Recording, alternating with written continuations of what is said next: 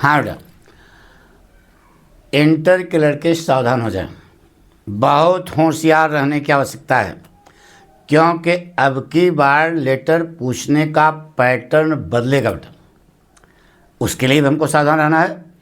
कम से कम 2 सेट में अब की बार दूसरे ढंग से लेटर पूछा जाएगा, जो पहले पारंपरिक पूछा जाता था उससे अलग हट करके पूछा जाएगा बेटा। तो इसके लिए भी हमको सावधान रहना है। 2 सेट कह रहे हैं, वैसे 3 और 4 सेट में भी आ सकता है, लेकिन कम से कम 2 सेट में बिल्कुल अलग ढंग से पूछा जाएगा। इसके लिए आप तैयार रहें, क्यों, हमेशा कुछ न कुछ बदलाव होता रहता है बेटा, ठीक है। तो अब की बार ऐसा लेटर पूछा जाएगा जिसमें आपको नाम देना होगा, ठीक है, हमारी बात सुनो ना। तो इसके लिए आप कैसे लिखोगे यह आज हम आपको बताने जा रहे हैं बेटा। मोस्ट इम्पॉर्टेंट है, पक्का आना ही है।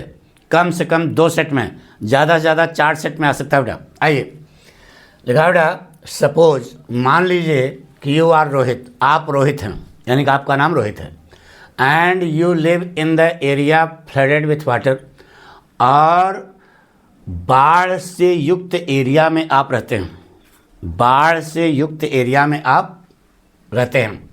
Essential commodities are not reaching there, सारभूत सुविधाएं नहीं वहाँ पहुँच रही हैं। नाउ अब क्या करिए, write a letter to the DM of your district, आप अपने ज़िले के डीएम के पास चिट्ठी लिखें, रिक्वेस्टिंग हैं, उनसे प्रार्थना करते हुए कि initiate relief work in your area, आपके एरिया में राहत कार्य शुरू करें। यह क्वेश्चन है, ऐसा पहले नहीं आता था, अब इसमें देखो नाम दे दिया। अब इसको लिखने का तरीका क्या है, बहुत सरल है बेटा। देखिए बेटा, एक बार पढ़ लोगे अपने आप आ जाएगा। हाँ, इसको बताया बेटा कि जो आप यहाँ पर तैयार करें उसको आप लिख करके कॉपी पर देखें, तब जा करके मौज आएगी बेटा। हमारी बात समझ रहे ना। आइए बेटा, बोर्ड के कॉपी में देखिए, इधर जैसे लगा एक ही लेटर एक ही पेज पर आना चाहिए। ये क्वेश्चन आपको उतारने की ज़रूरत नहीं है, आप ऊपर लिखेंगे answer number so and so, बड़ा ब्रैकेट लेटर, बस ये नौटंकी लिखने की जरूरत नहीं है। फिर कॉपी के बाईं ओर आप आएंगे, लिखेंगे 2, क्या लिखेंगे 2 के बाद लड़के यहाँ कामा लगा देते हैं, तुम ना लगाना, ठीक है। 2 द डिस्ट्रिक्ट मजिस्ट्रेट, यहाँ पर लगा दो कामा, ठीक है। कानपुर कामा 60, ये 60 क्या है बेटा, पिन कोड है। पिन कोड आपको आता भी है तब भी नहीं लिखना है, केवल इसको 60 लिख देना, ठीक है। एग्जामिनर समझ जाएगा कि लड़का क्या लिखना चाहता है। उत्तर प्रदेश, फुल स्टॉप, ठीक है, यहाँ फुल स्टॉप कर देना। अब उसके बाद डेट लिखना। डेट कौन से लिखोगे ये 10 बार बता चुके। जिस दिन परीक्षा हाल में बैठे हो उस डेट को आपको यहाँ पर लिखना है, ठीक है। फिर उसके बाद सब्जेक्ट, सब्जेक्ट क्या है, request for help in flood affected area, बाढ़ से पीड़ित एरिया में मदद के लिए प्रार्थना करनी है। Request for help in flood affected area, ठीक है, फ्लड अफेक्टेड एरिया में मदद के लिए प्रार्थना करनी है। किसके पास, डीएम के पास, तो ऊपर लिख दिया। अब यहाँ पर लिखोगे सर, कुछ लड़के कहते हैं डियर सर, नहीं बेटा, सम्मानित जो है केवल क्या है, डी सर, बस। अब उसके बाद अब लैंग्वेज देखो, ये लेटर की बॉडी है, कैसे लिखोगे, आई एम रोहित, मैं रोहित हूँ, who is a resident of Kanpur, जो कानपुर का निवासी हूँ। मैं रोहित हूँ जो कानपुर का क्या हूँ, निवासी हूँ। कोई कठिन है क्या, रेजिडेंट माने निवासी। आई एम रोहित, मैं रोहित हूँ, who is a resident of Kanpur, जो कानपुर का एक निवासी हूँ। आवर एरिया, हमारा क्षेत्र, दैट इज, आई का मतलब दैट इज, नौबस्ता, हमारा एरिया जो नौबस्ता है, is badly affected, is badly affected by flood water, हमारा एरिया जो नौबस्ता है बाढ़ के पानी से बुरी तरह प्रभावित है। बाढ़ के पानी से बुरी तरह अफेक्टेड मतलब प्रभावित है।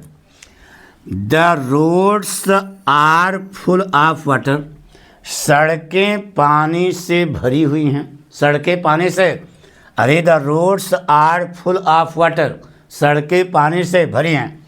एंड और people can not go out of their houses, लोग अपने घरों से बाहर नहीं जा सकते हैं।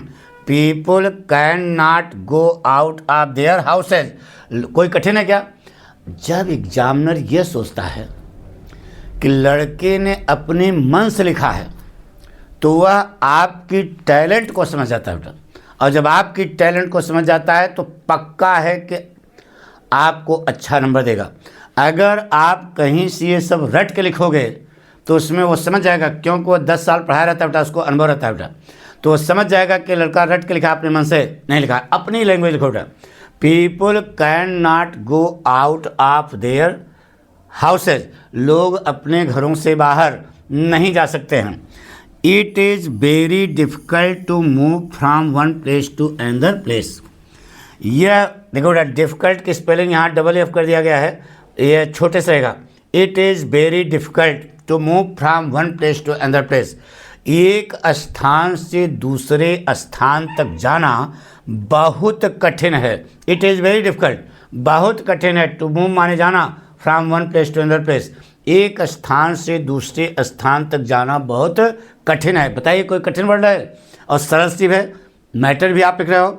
अब देखो बेटा, फूड माने भोजन, ड्रिंकिंग वाटर माने पीने का पानी, एंड मेडिसिन्स माने दवाइयाँ, आर नॉट अवेलेबल, भोजन, पीने का पानी और दवाइयाँ उपलब्ध नहीं हैं, उपलब्ध नहीं हैं।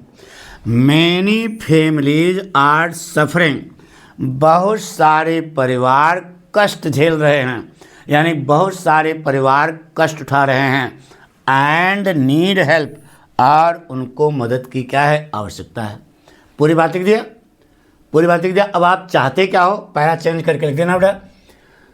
सो इसलिए I request you to please start, so I request you to please start relief work in our area, इसलिए मैं आपसे प्रार्थना करता हूँ कि हमारे एरिया में राहत के कार्य को कृपया शुरू कीजिए।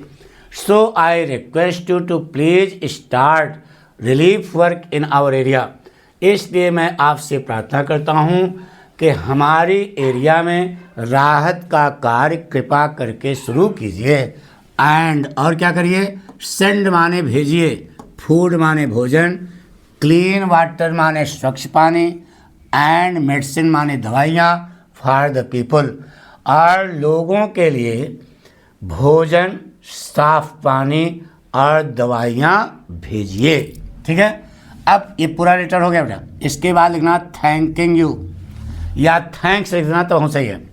योर्स फेथफुली, देखो लिखने की स्टाइल, योर्स फेथफुली, योर्स कैसे लिखा जाएगा इसको ध्यान रखना, नीचे अपना नाम लिख देना, क्योंकि रोहित नाम बन करके आप लिख रहे हो चिट्ठी, तो यही रोहित यहाँ पर लिख देना। सीधे सीधे आपको एग्जामिनर पूरा का पूरा नंबर देगा। थैंक यू बेटा।